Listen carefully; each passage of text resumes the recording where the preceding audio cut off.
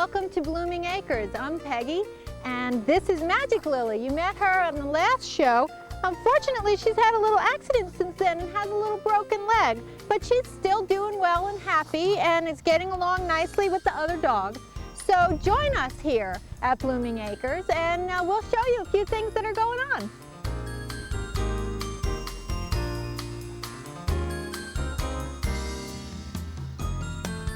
In our last show, we had just brought the baby chicks out to live with the big chickens in the outside coop. They spent most of the summer and the early fall in their own half of the chicken coop so that the older chickens would have a chance to get used to the young babies. That way they'll all get along in a really comfortable way and no one gets injured in the old chicken pecking order, which really does exist. But I wanted to share this chicken with you again because she's matured to be such a particular beauty. She is a silver crested Polish chicken, and she has the most unusual pattern of feathers on her back. You can see she's very gentle, she's very calm. She does get a little excited when I try to pick her up, but once I have her in my arms and she feels secure, she'll stay like this indefinitely. But the pattern of black and white on her is so striking that I really thought you would enjoy meeting her up close and personal. She's part of the reason she's so gentle is I think she has a little bit of a hard time seeing. All those feathers around her face makes her sort of have a bit of tunnel vision. But all of the crested chickens are very gentle and very good-natured, and they all lay terrific eggs. So I'm going to put her back in with her buddies. She has another one that looks just like her, plus all the other crested varieties, and we have some bantams, and they're all full-grown and nicely integrated with the other chickens. But I wanted you to meet this one up close and personal.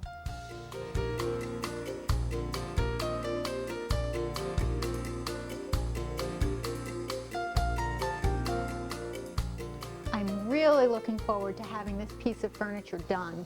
It is the last piece to go into the bathroom, and I really want that project to be done. You can see here that it's crackle painted, the entire piece, and it will match the vanity where the sink is. So the two will go together perfectly. And we've painted this surface navy blue in a color that matches the top of the sink, so hopefully they will all blend beautifully together. Now what's really interesting is this panel right here. It was totally by luck. But this panel is very similar and reminiscent in design of the decorative tiles on the top of the tile walls. So this was just luck. But in order to take advantage of that luck, I tried to paint it in a way that complemented the way the tiles were. And you can see that it's darker in some places and lighter in others, just like the ceramic tile. Now certainly it's not a perfect match, but the blend is too good to resist. Now I want to show you how I did this because this is really kind of fun, and I saved this panel down here to demonstrate the technique that I used to do it. And I came upon this really by luck, but I do know that other people have certainly done this in the past, and in fact this technique of putting the paint on and then removing it with the rag is how many etchings are done. So a very good artist friend of mine told me that. So I'm going to show you what I'm going to do using a relatively small brush. I'm going to dip it into this nice blue paint and just apply it in places where it's actually carved the deepest. You want to make sure that you get the paint in those crevices.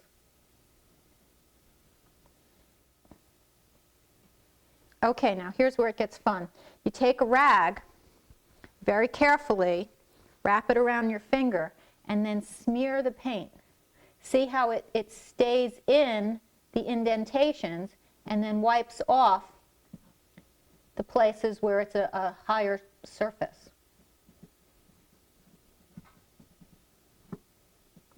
The more you rub, the more different shades of paint you get. You don't want to rub too much because that'll take too much of the paint off. Okay, I'm going to do a little bit more of this and then show you what it looks like at the end.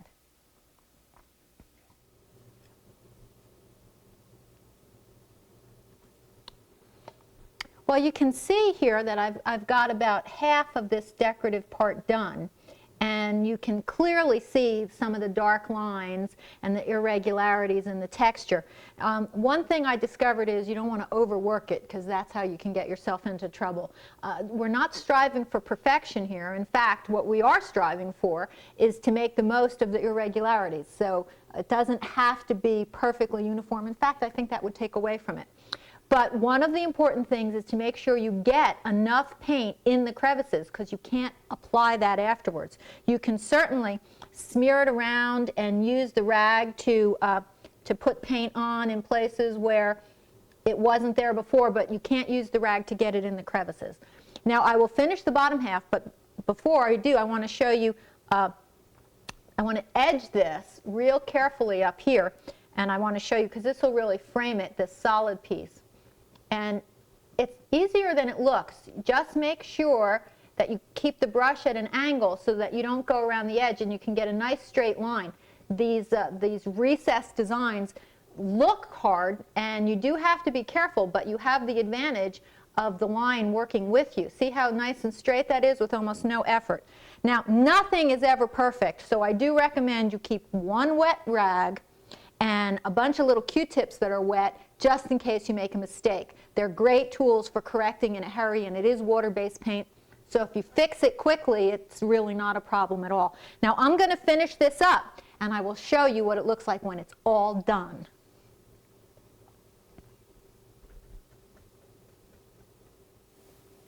This is what it looks like all finished. If you look very closely, you can see the nice dark lines and the carved indentations. And then this nice dark blue frame mimics the tiles, just like the dark blue frame on this piece mimics the tiles. It all ties together. Even all the way up at the top, there was one carved piece that we decorated somewhat similarly. If you can tell, there's a bit of a shine on this. There's one coat of polyurethane. That's to protect it. Since it's going in the bathroom, the polyurethane will protect it from any additional moisture. I was particularly concerned with these cracking areas. There were so many edges for the moisture to get under that the polyurethane will not only make it look good, but also probably keep it longer under those conditions. I'm going to put one more coat of polyurethane on. Two's better than one. And then it's finally done, and the bathroom will be absolutely complete.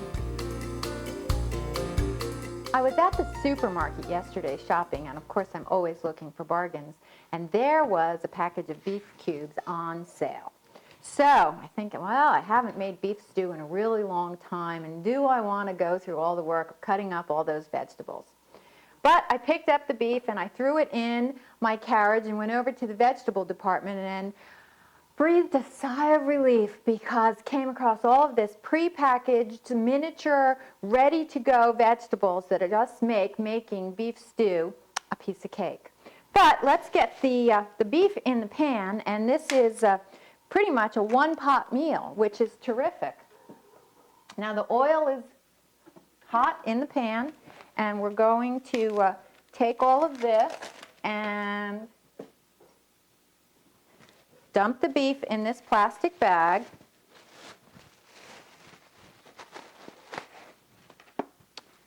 I have some flour in there, and that way, real easy way to get it all floured up.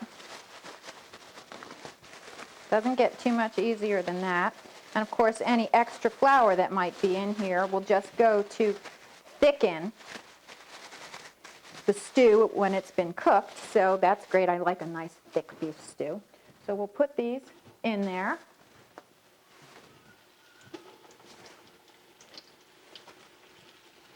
We'll get down to like a low to medium flame.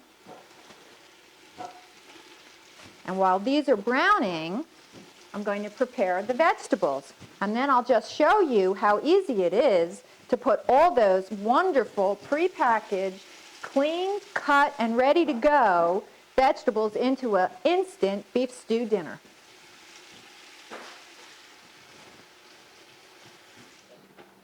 Everything has been washed and cleaned. These little onions here have been peeled, and these are great because you can throw them in whole, and that eliminates the whole crying thing over when you have to cut up onions. Now, of course, you have to still cut up both ends and make sure you get them peeled, but that really isn't any big deal. And then all of this is ready to go. The only other thing I had to do any real cutting on is the celery, and I suppose if you look hard enough you can find that pre-cut too. So the beef is browned. This is great because it's one pot cooking. That's called the grandmother pot, and that was a pot that belonged to my mother, who, if she was still with us, would be 91. So that's a very special pot, and we are going to first add a little water to cover the beef. There we go. Might want to add a little bit more on the end because we do want the vegetables to be covered too. Put in the celery. Throw in these wonderful little onions that did not make me cry. Look at these carrots. Beautiful, delicious, sweet, peeled, and the perfect size to go right in the stew. Once again, the right size, these wonderful little miniature mushrooms right in the pot. Of course, everything has been washed. And best of all, these wonderful red potatoes. There was a time in potato production when the little potatoes were thrown out as culls. Now they're bagged as specialty potatoes. And aren't they terrific? You get to enjoy the red without having to peel them, without having to cut them up, give them a good wash, a bit of a scrub, and in they go as well. Now the only other thing I want to add is this broccoli, which has been pre-cut. But me, I just don't like that mushy stuff. So I will wait till the stew is almost ready, when everything is tender, and just before it would be done, I'll open this up, give it a wash, and throw that in, so it'll still have a little al dente, okay? So one pot cooking, everything ready for you pretty much at the supermarket, and you know what? It's even better the next day.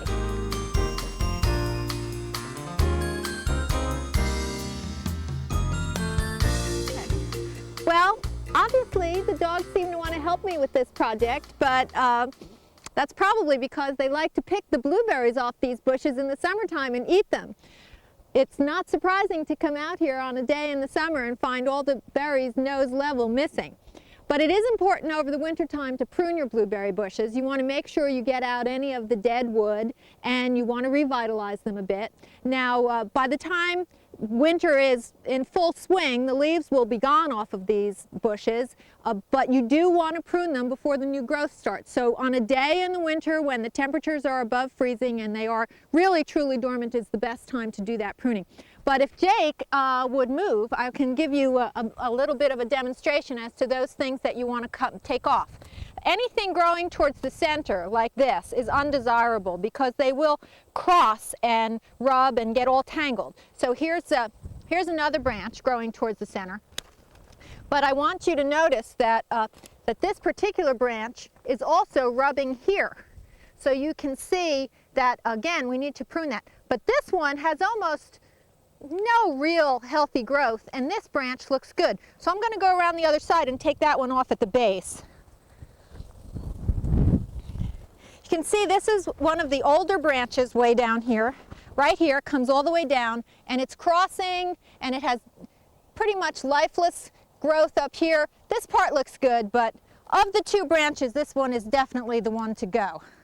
So we're going to take that off. You can see there isn't really a lot of life to it, so we'll get rid of that one. And you continue to prune off. Of course, anything that's dead like this can really come off any time. But pruning things that are growing in towards the center is most important so that we don't have a tangled mess in here. Let's see, we can get rid of some of these. But don't prune the tips of all the branches either, because that's where a lot of the fruit buds will be and the flower-bearing branches. So let's do a little bit more pruning.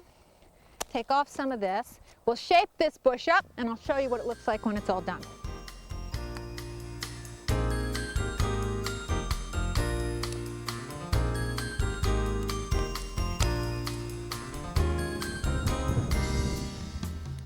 Okay, let's get that branch out. I see one more over here that's growing towards the center. You can see I've opened this up a little bit. I've removed anything that's dead, given it more room to grow. Kind of took a few of the branches that were way out here, took them off just a little bit. Don't want to prune the tips of all the branches, of course. As a general rule, this is a good approach for for pruning many things. You want to do selective pruning, you want to take off the dead growth first, the branches growing towards the center second, anything that's crossing, choose the most desirable and get rid of the other one, and that makes for a healthy plant. In this case, it's also going to make for delicious berries if I just get out here and pick them before Jake does. I'm just getting ready to make some marshmallow fluff fudge. It's called Never Fail Fudge, and it's really delicious. You can see I'm buttering these pans. They're 9 by 9 inch pans, and one recipe makes 2 of these pans. That is an enormous amount of fudge to eat. Usually what we do is we use one as gifts. In fact, my daughter wants to take one to school for her teacher's birthday, and the other one will be for the family to eat. It's a wonderful holiday treat, but it's not something I'd say is low in calories, but it is very easy to make. The directions are on the back of the fluff. 5 cups of sugar. They say 1 large 12-ounce can of evaporated milk. We have 3 small cans. A 1/4 pound of butter, 12 ounces of marshmallow fluff, 1 teaspoon salt, 1 teaspoon vanilla, 1 cup of walnuts, which I have chopped walnuts here, and then 2 large 12-ounce packages of semi-sweet chocolate pieces. Well, I have a 24-ounce bag here of Toll House semi-sweet morsels. You can eat one, it doesn't hurt. Okay, so you have the pans all ready to go. You have your pot on the stove. You put the first 5 ingredients. That's the sugar, the evaporated milk, the fluff, the butter, and the salt. They all go in the pot, and you will cook that until it comes to a boil. Then you add the chocolate, the vanilla, and the walnuts. So I'm going to put it all in the container and show you how it looks.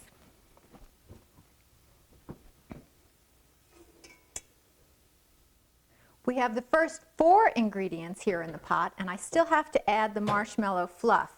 Now this is a 16-ounce container, and the recipe only calls for 12 ounces.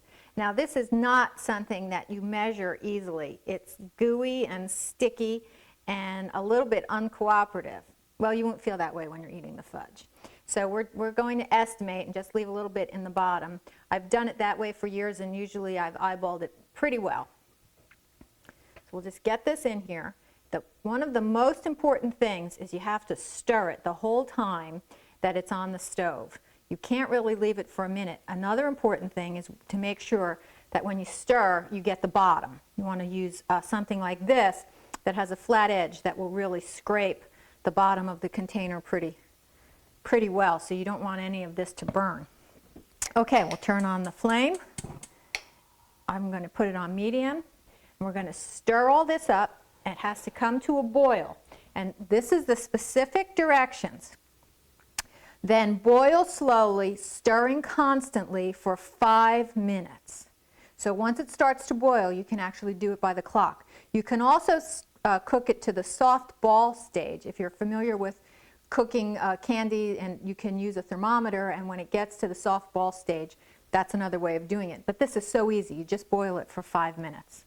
Okay, so we're going to stir this up. Everything's going to melt together, and we'll bring it to a boil.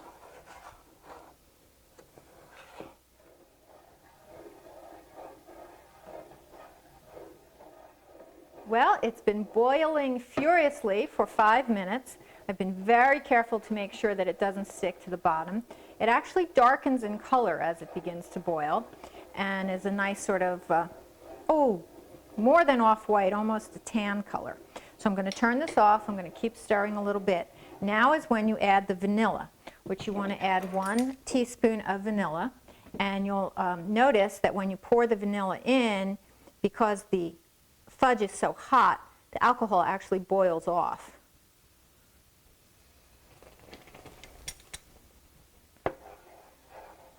Okay, we'll mix all that.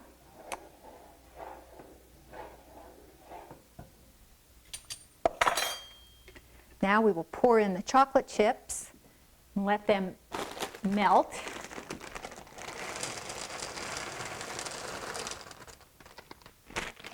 A few hiding in the bottom of the bag. Okay, we'll stir that. There are those chips beginning to melt. stir that in nicely. It's almost fudge. Now, I happen to really like walnuts in my fudge, and what we're going to do is put in a bag of already chopped walnuts. That makes it so much easier. Now, they say to use a cup, and the pre-chopped walnuts come in a little bit more than a cup, so we're just going to eyeball that too. And if you go a little heavy, if you happen to like nuts, that's not a problem. Okay, I'm going to put in some of these nuts. It's 1 3/4 cups. You really want about 1 cup, so a little more than half will do just fine. And we'll finish stirring. Want it to be nice and uniform chocolate brown, of course. Get everything in there.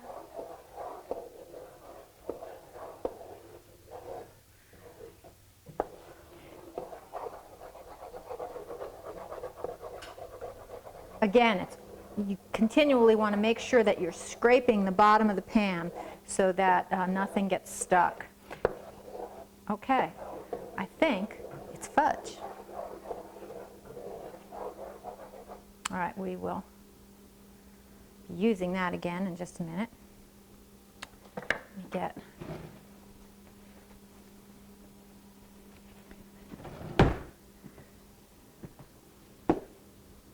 into the containers.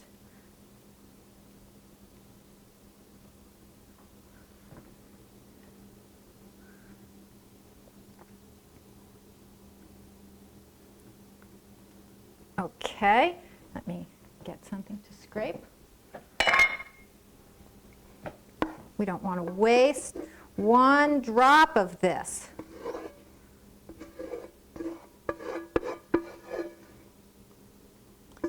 Good to the last drop. Now, it takes a while for this to cool because it really is very dense and holds a tremendous amount of heat. But let it cool. If you put enough butter in, once it's solidified, it will pop out of the container pretty easily. You can leave it in the container and just cut out what you need. But if you want to give it as presents, it's much easier. You plop it out onto a cutting board and then cut the sections that you want. And make sure that you save this for yourself. Oh, it's hot, but it's good. And here we have Never Fail Fudge.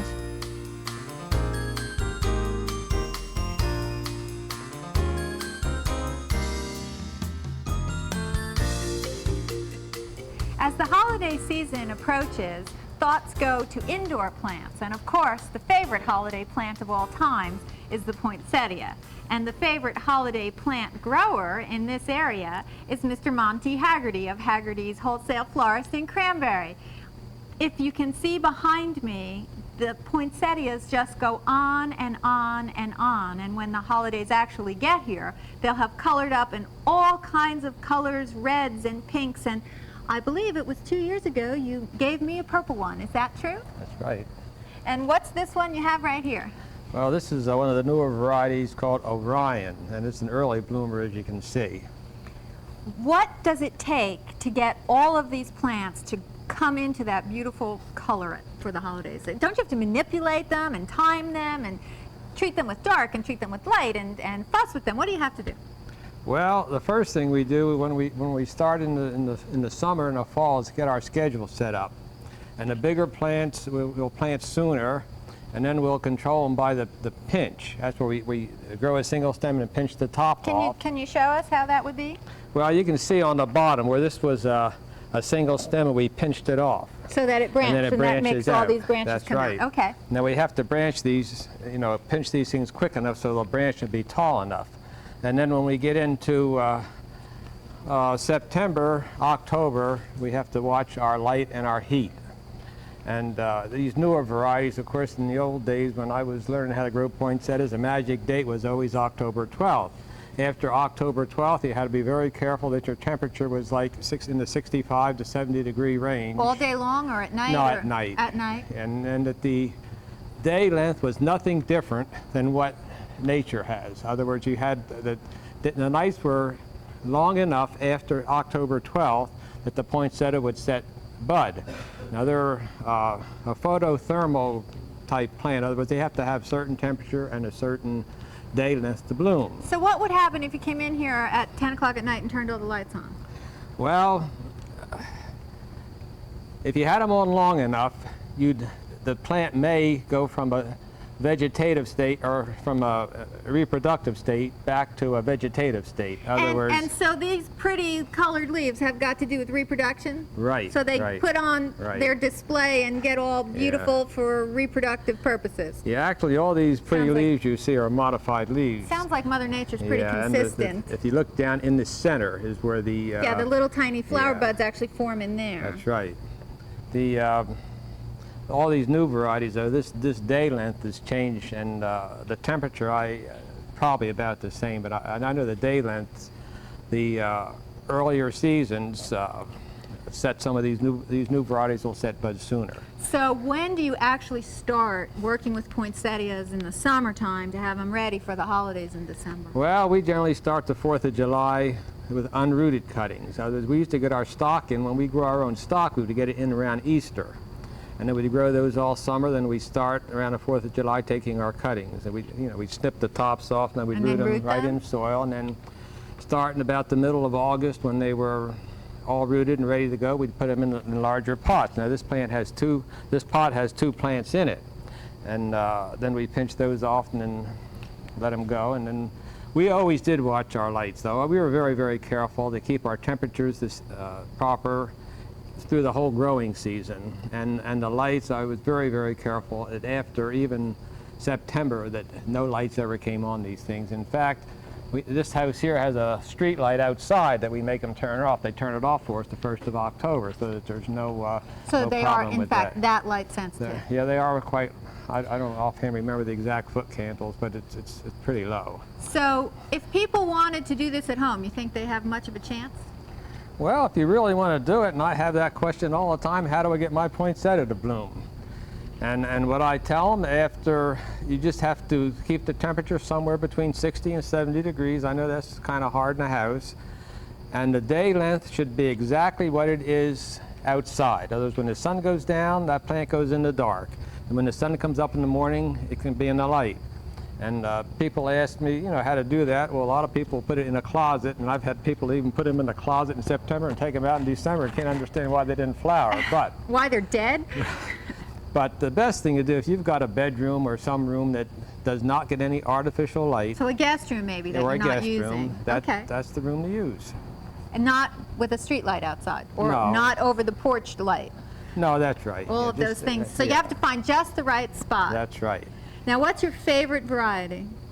Oh, I still like the red. You like the red, the I like the traditional red one? Traditional red. And, I like the purple one, but it wasn't purple enough. You think they're going to get better in that? well, time will tell. Time will tell. Time will tell. The fact right now, the poinsettias are, I don't know how many varieties my son has here, but he's probably got in the neighborhood of 20 plus varieties, and everything from pink to rose to red and white variegated to pink and red variegated, just every color in here you want to see. Well, I would like to thank you for sharing all that with us. Well, and it's a pleasure. I know it's a little early right now, but Merry Christmas. Well, thank you. Thank you.